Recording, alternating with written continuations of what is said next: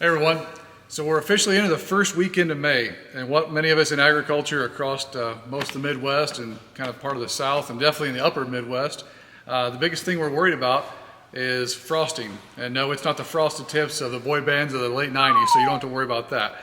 But really, what's more serious about it is the fact that a lot of people have some early planting that actually happened.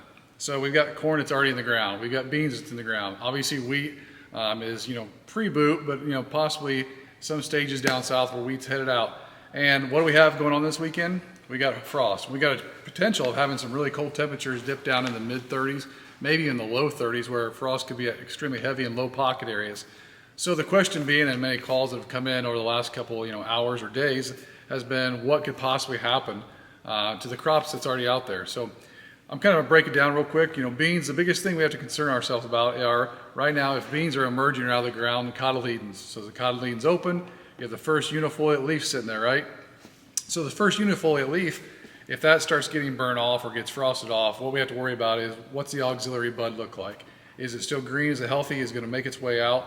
Obviously, beans that are up and a little further along may even have some potentials for more injury. But give us a call if you wanna know more about that.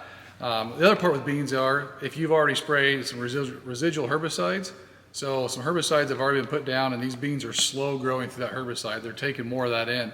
And some of those residuals, like PPOs, will cause more injury to those beans that are emerging. So we got to worry about that as well. But we've seen it before, it's not our first go around.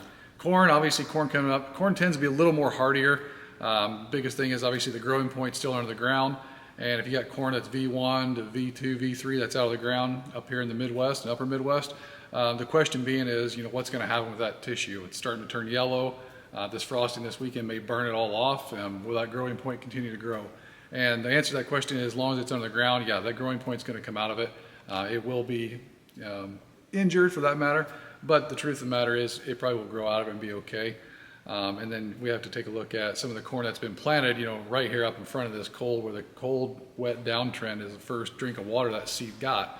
That tends to increase the inhibitional chilling, the problems that we have in germination. So we need to be watching that and looking at what our stands are going to look like, what's the viability and health of that plant, and really determining, what do we have out there before we start making any decisions about replant, because that's the last thing we want to do.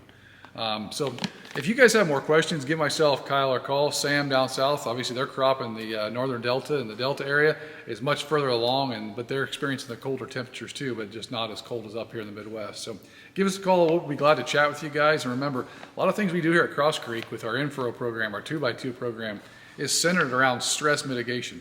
And so many things that we do, we try to help prevent that stress. And sometimes the stress is just even more than what we can help with. But the truth of the matter is, that's why we put a lot of emphasis on what we do in our Info, what we do in our 2x2. So give us a call. If you guys haven't planted yet, give us a call and we'll help you guys with what's going on. And you guys be safe, and let's get through this first weekend here in May, and hopefully to better temperatures and better planting conditions here for the next 2 weeks. Take it easy.